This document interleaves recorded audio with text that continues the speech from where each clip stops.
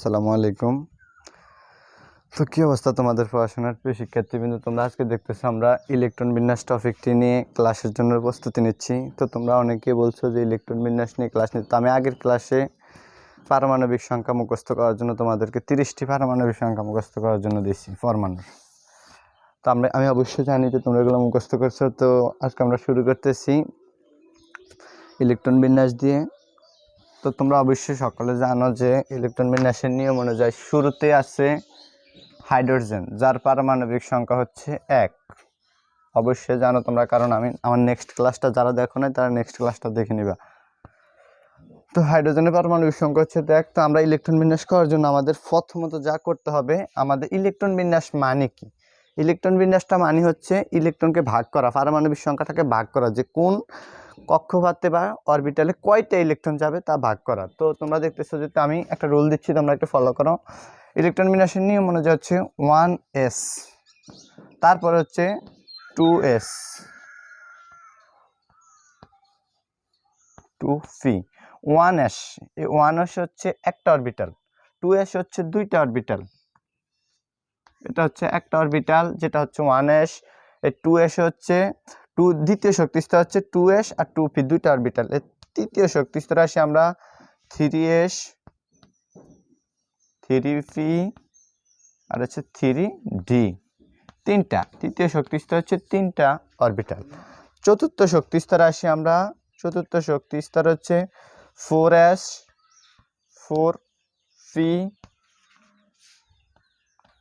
4d, 4f।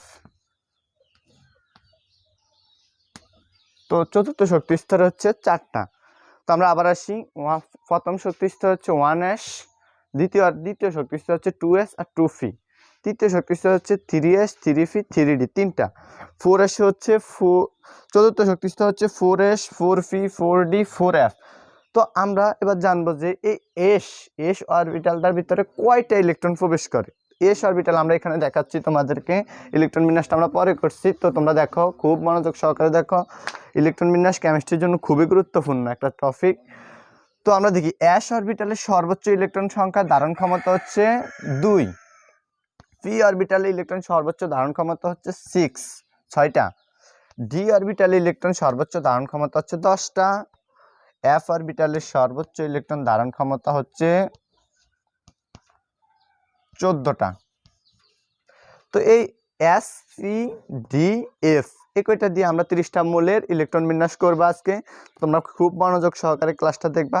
তো চলো শুরু করা যাক আজকে ইলেকট্রন বিন্যাস। তো তার আগে এটা দেখবা, ইলেকট্রন সমূহ প্রথমত 1s এ যাবে, তারপর 2s, 2p তে যাবে, তারপর 3s, 3p, 3d, 4s, 4p, 4d, 4f। তবে ইলেকট্রন বিন্যাসে কিছু ব্যতিক্রম নিয়ম আছে যা আমরা তোমাদের আজকে দেখাবো। তো চলো শুরু করা যাক। হাইড্রোজেন থেকে আমরা শুরু করি।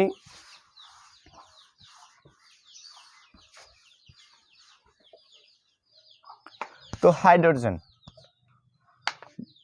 যার পারমাণবিক সংখ্যা হচ্ছে 1, তোমরা জানো, কারণ আগের ক্লাসে আমি বলছি। তো পারমাণবিক সংখ্যা হচ্ছে 1। তো আমরা এটা কি করবো, আমরা আগে জানেছি ইলেকট্রন সমূহ প্রথমত 1s এ যাবে, তারপর 2s এ যাবে, তারপর 2p তে যাবে, তারপর 3s এ যাবে, 3p তে যাবে, তারপর 3d তে, তারপর 4s, 4p, 4d এবং 4f।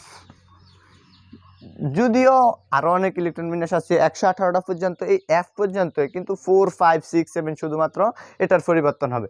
তো আমরা দেখি আমাদের প্রথমত হাইড্রোজেনের আছে কত, হাইড্রোজেন 1। তো হাইড্রোজেন 1 থেকে আমরা দেখতে পাচ্ছি যে হাইড্রোজেনের পারমাণবিক সংখ্যা 1।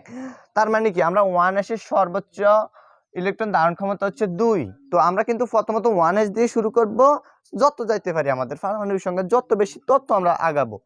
তো 1s দিয়ে হাইড্রোজেনের পারমাণবিক সংখ্যা যেহেতু 1, তো আমাদের 1s দিয়ে শুরু করার জন্য 1s1। তো তোমরা হয়তো অবাক যে ভাইয়া কিভাবে 1s1 হলো।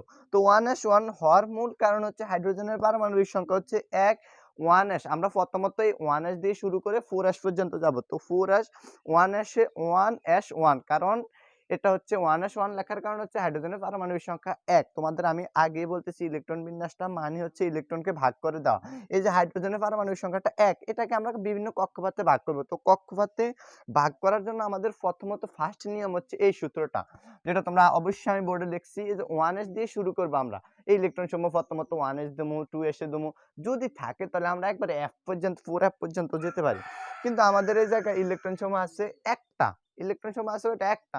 তাহলে আমরা 1s এ দিয়ে দিলাম। 1s এ দেওয়ার ফলে যেহেতু 1s এর ধারণ ক্ষমতা হচ্ছে 2টা, তাহলে আমরা 2টা পর্যন্ত দিতে পারি। কিন্তু আমার আছে একটা, তাই আমি একটা দিলাম। তো তোমরা অবশ্যই হাইড্রোজেনের ইলেকট্রন বিন্যাসটা দেখছো। এবার আসি আমরা হিলিয়ামের ইলেকট্রন বিন্যাস। তোমরা অবশ্যই জানো হিলিয়ামের পারমাণবিক সংখ্যা হচ্ছে 2। তো আমরা এবার কি করব, যেহেতু আমাদের 1s দিয়ে শুরু করতে হবে, তাই আমাদেরকে 1s দিয়ে শুরু করব। আমরা 4f 5 6 এ পর্যন্ত যাব। তো হিলিয়ামের পারমাণবিক সংখ্যা হচ্ছে 2। তো 1s2, কারণ কি এই যেটা ভাগ করে দিছি, আমার সর্বোচ্চ অ্যাশের সর্বোচ্চ ধারণ ক্ষমতা হচ্ছে 2, তাই আমার এখানে আছে 2, তাই আমি 2 দিয়ে দিছি 1s2। এটা হচ্ছে হিলিয়ামের ইলেকট্রন বিন্যাস। তোমরা দেখতেছ এটা হচ্ছে হিলিয়ামের ইলেকট্রন বিন্যাস।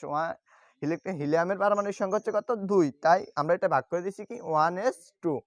ওকে, এবার আমরা লিথিয়ামের ইলেকট্রন বিন্যাসে যাব। তো এখানে জায়গা হচ্ছে না, তাই আমরা উপরে লিখতেছি। একবারে ইজি, ইলেকট্রন বিন্যাস খুব ইজি, একটু মনোযোগ সহকারে দেখো। তারপর আমরা আসছি লিথিয়ামের তোমরা জানো যে পারমাণবিক সংখ্যা হচ্ছে 3। তোমরা অবশ্যই জানো লিথিয়ামের পারমাণবিক সংখ্যা 3। তো আমরা কিভাবে করব, তো আমরা 1s দিয়ে শুরু করব। আমরা 1s2। হ্যাঁ, তোমরা এবার বলছো ভাইয়া 1s2 তো শেষ, 1s2 শেষ, এখন তো এই দেখো 1s2 দুইটা ইলেকট্রন শেষ, এখনো কিন্তু একটা ইলেকট্রন আছে লিথিয়ামের। তো লিথিয়ামের বাকি ইলেকট্রনটা কই যাবে, লিথিয়ামের বাকি ইলেকট্রনটা অবশ্যই 2s অরবিটালে যাবে। তো আমরা 2s অরবিটালে হচ্ছে 1 দিলাম। 2s অরবিটালের সর্বোচ্চ s এ আমি আগে বলেছি s এর সর্বোচ্চ ইলেকট্রন ধারণ ক্ষমতা হচ্ছে 2। তো এখানে দুইটা থাকার পরে বাকি থাকে একটা ইলেকট্রন, সেটা 2s অরবিটালে যাবে। তোমরা একবারে ইজিলি বোঝার চেষ্টা করো, কোনো খটকার কিচ্ছু নাই, একবারে সহজ ইলেকট্রন বিন্যাস। তো দেখতেছো যে লিথিয়ামের পারমাণবিক সংখ্যা হচ্ছে 3, 1s2, 2s1, 1 অরবিটালে গেছে, লাস্ট সর্বশেষ ইলেকট্রনটা 2s অরবিটালে গেছে। এবার আমরা বেরিলিয়াম 4, তোমরা জানো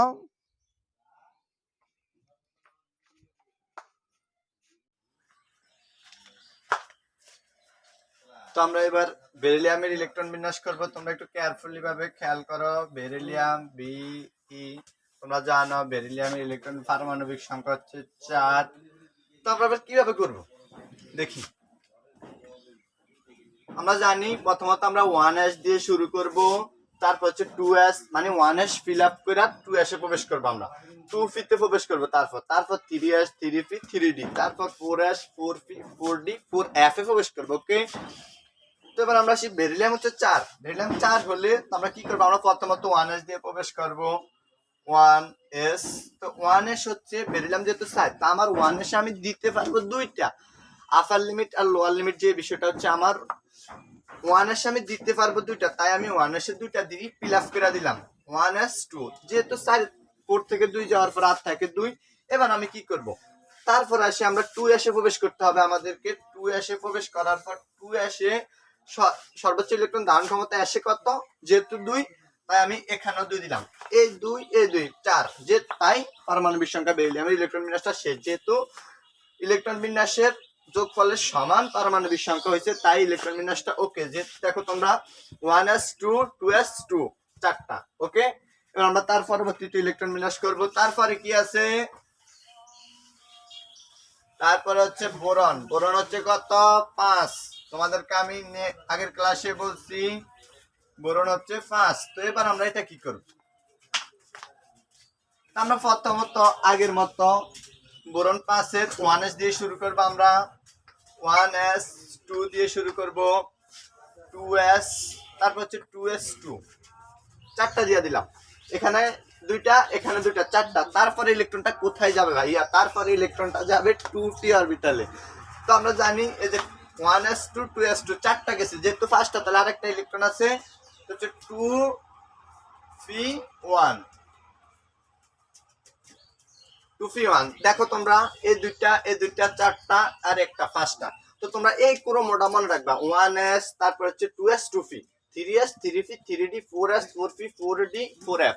এটাই মনে রাখলে বেটার, আমি মনে করি এটাই মনে রাখলে বেটার। তো তোমরা একবার ইজিতে দেখছো ইলেকট্রন বিন্যাসটা মানে হচ্ছে ভাগ করে দেওয়া, মানে ভাগ করে দিছি আমরা এই পারমাণবিক সংখ্যাটাকে ইলেকট্রন বিন্যাস মানে বিভিন্ন কক্ষপথে ভাগ করে দিছি। তো আমরা এবার বেরিলিয়ামের পর আসছি, আমরা তারপরটা করবো কার্বন।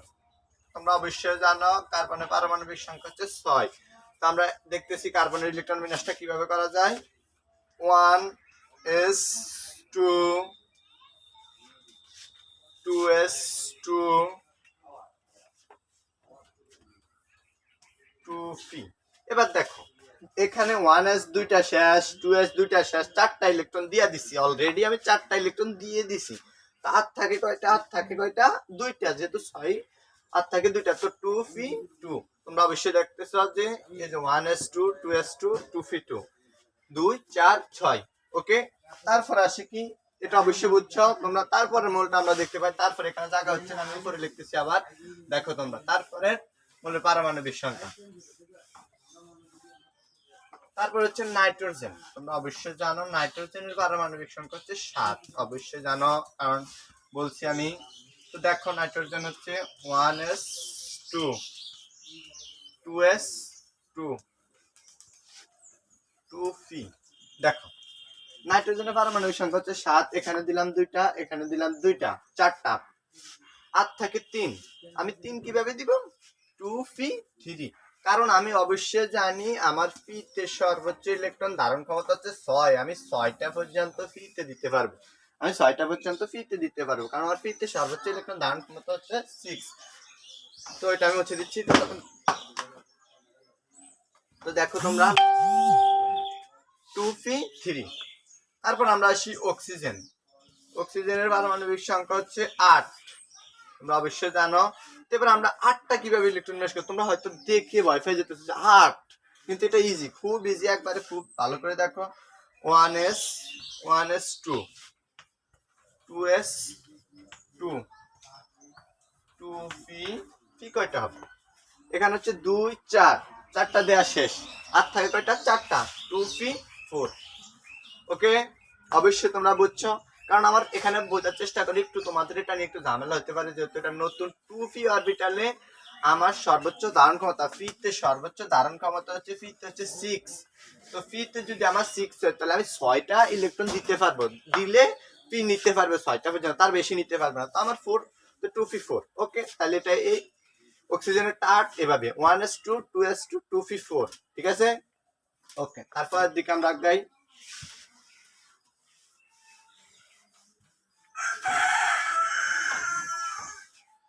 তারপর হচ্ছে ফ্লোরিন, ফ্লোরিন 9। ওকে, তারপর আমরা দেখি 1s2 2s2। তোমরা অবশ্যই জানো, আমি আর বলতেছি না, আমি শুধু বলে যাচ্ছি। 2s2 2p কয়টা হবে? এখানে হচ্ছে 9, 4টা দিয়ে দিলাম, আর কয়টা থাকে? 5টা, তাহলে 2p5। ওকে, তারপরে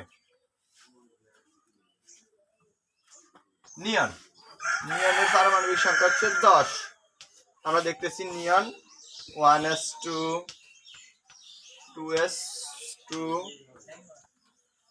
2p কত হয়? 4, তাহলে নিয়ন হতে এখনো 10 হতে কয় 6 বাকি, তো 2p6। এই নিয়ন পর্যন্ত 2p অরবিটাল, তারপরে ইলেকট্রন পরের পারমাণবিক সংখ্যার মূলে আমরা ঢুকলেই আমরা 3 এসে ঢুকতে হবে, কারণ পিতে সর্বোচ্চ ধারণ ক্ষমতা হচ্ছে 6, তোমরা অবশ্যই জানো। তো নিয়নের ইলেকট্রন বিন্যাসটা দেখো, নিয়নের পারমাণবিক সংখ্যা হচ্ছে 10, 1s2 2s2 2p6, 6 আর 4 10। ওকে, তো আজকে আমরা 10টা মৌলের ইলেকট্রন বিন্যাস দেখালাম। তো নেক্সট ক্লাসে আমরা আরও 10টা দেখাবো, আরও 10টা দেখাবো, এভাবে আমরা 30টা পর্যন্ত করব, কারণ এসএসসি লেভেলের জন্য 30টাই এনাফ। তো তোমরা ওপেন পাঠশালা আমাদের ইউটিউব চ্যানেল, তো ওপেন পাঠশালার সাথে যুক্ত থাকো, আমাদের ফেসবুক পেজ ওপেন পাঠশালার সাথে যুক্ত থাকো। তো ভালো থাকো, সুস্থ থাকো, আল্লাহ হাফেজ।